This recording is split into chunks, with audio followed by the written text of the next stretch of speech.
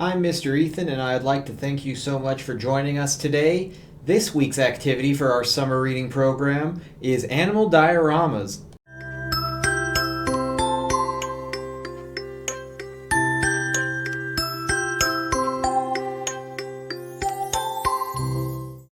First things first, we're going to want to have all our materials that will be found in your packet gathered.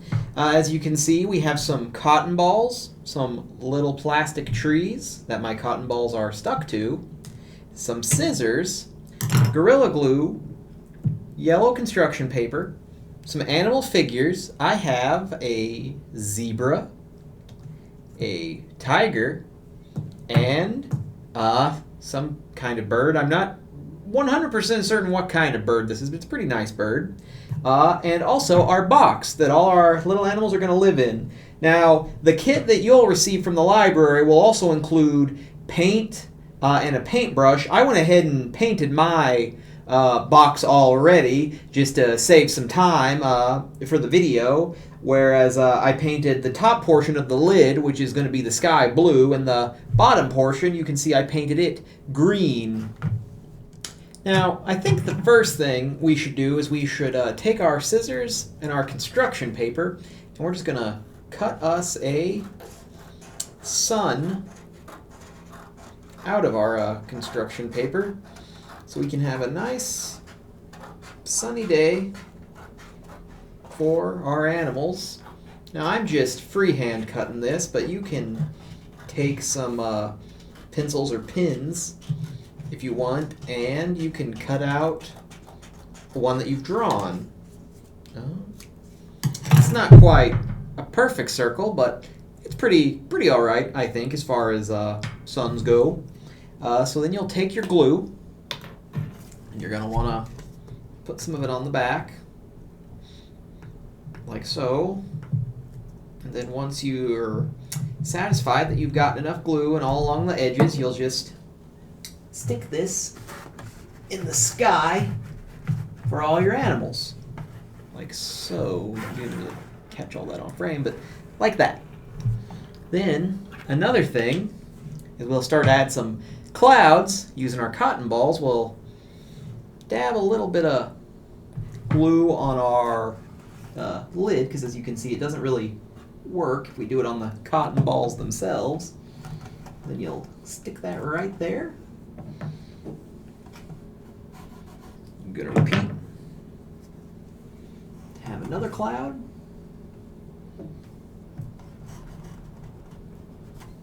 Stick a third one on there. And I think we can get a fourth. We'll get a fourth way up here, high in the sky. So we have a nice little sun and clouds, and I'll just go ahead and use my last cotton ball here. I keep forgetting to do that. And just stick another one way up here at the top. Seems like it's pretty early in the day, I think, for our animals. Sun's kind of low. And then we will want to add our next things. I've already done it on this tree, but as you can see, your tree out of the box is going to come with a little spike on the bottom, and that doesn't work too well for your landscape. So you'll want to take your scissors and get real close to the base of the little spike. You're just going to want to cut that. You might have to saw it a little bit, but and you might want to trim a few more times just to make sure you get it down as flat as you can. But after you shave off a little bit of that excess plastic, you'll be good to go. I'm just going to go ahead and pull that off. Have a flatter surface, and then we're going to, again, take our glue and we're going to put some of that on the bottom of our tree, and we'll put a little bit where we want the tree to go to in the box. We'll just stick that down there.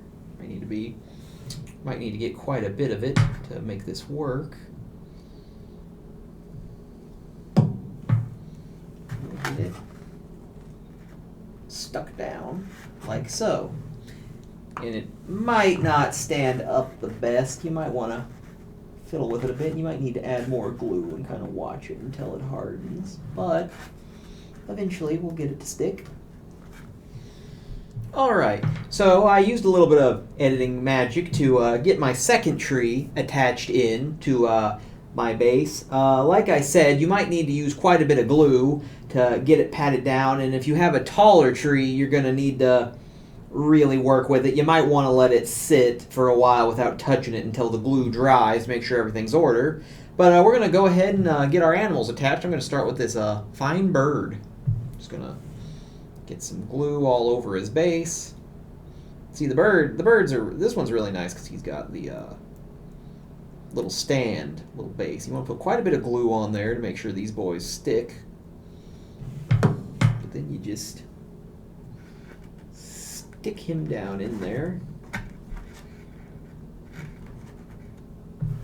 It's a little bit big comparatively to the trees. You might want to put some glue down in here too.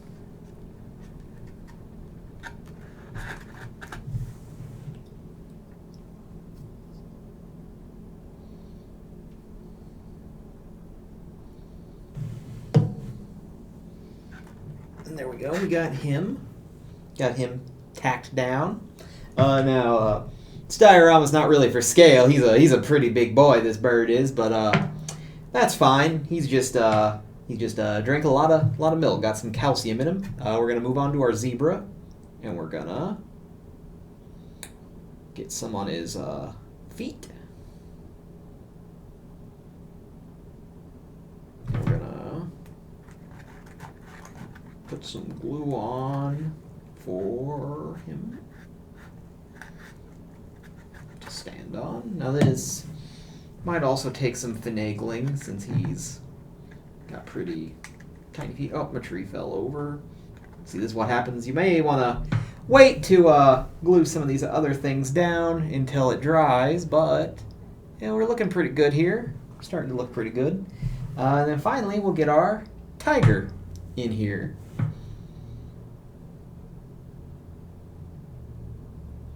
And again, we're going to want to get plenty of glue on his feet.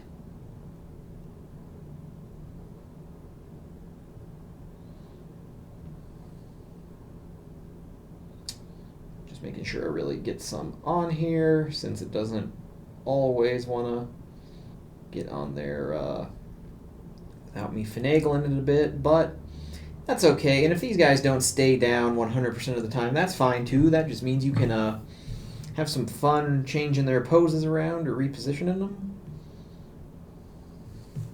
And just put some in the box. Make sure we get him stuck down real good. There we go. And we'll get a little tiger friend stuck down. And my tree fell. The trees, you're going to especially want to wait for your trees to dry, I think, before you stick them on there.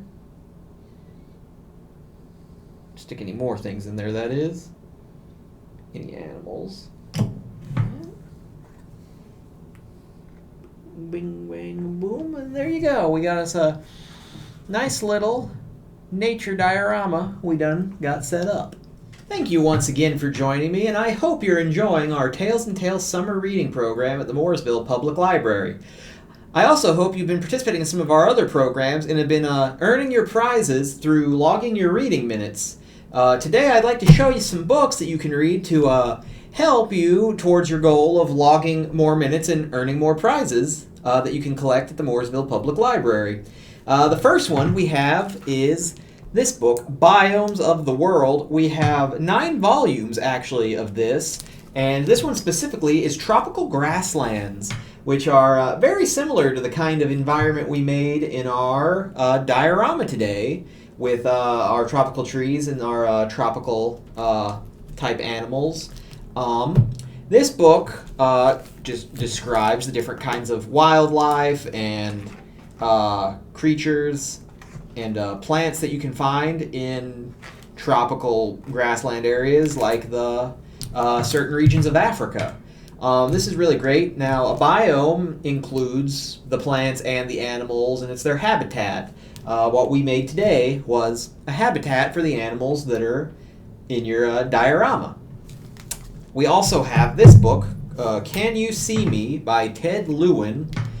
This book is really interesting because you get to see some animals and how they're adapted to live in their habitats, such as this one. It makes a game. It asks if you can see the animals in question in their habitat, like this one. That's really great because it shows how animals camouflage themselves. Now, camouflage is really important for animals because unlike you and me who can make different clothes or buy different clothes at the store to wear, animals need to blend into their environments, and their bodies are adapted to look like certain aspects of their environment. And this is very important for animals that may be hunted by stronger creatures that want to eat them. They'll be able to hide from predators, or alternatively, if they are a predator, they'll be able to hide and get the jump on any kind of animal they're looking to eat. And then finally, we have Gone Wild, an Endangered Animal Alphabet. This book is very important because it teaches you about different kinds of animals that are unfortunately endangered, and that means they are at risk of going extinct, such as the Chinese alligator or the spotted owl. Habitat loss is a major driver of why animals become endangered, and habitat can be lost for several reasons, such as deforestation, which is when humans cut down too many trees in an area, or through draining wetlands or construction or other kinds of development that people do. And it's a major problem when human activities start to kind of destroy some of the homes that these animals are adapted to live in, and it's very important to make sure that we are responsible custodians of our resources and the land in order for animals and people to share the world. Now that you've seen these books, I hope you'll stop by the library to check them out and see what other kind of books we have available to learn more about animals, or maybe even pick up a fictional story about animals. Once again, you can log those for your reading minutes to work towards your prizes for our Tales and Tales summer reading program. And also, if you like this video, don't forget to give it a like in YouTube, and don't forget to subscribe to the Mooresville Library YouTube channel, so that way every Monday at 1 p.m. when I upload new activity videos, you'll be able to see them right away. And also, don't forget that Miss Emily is doing outdoor story time at the library in case you have any younger siblings that would like to come to that with your parents, or you can come to it as well. It's a lot of fun.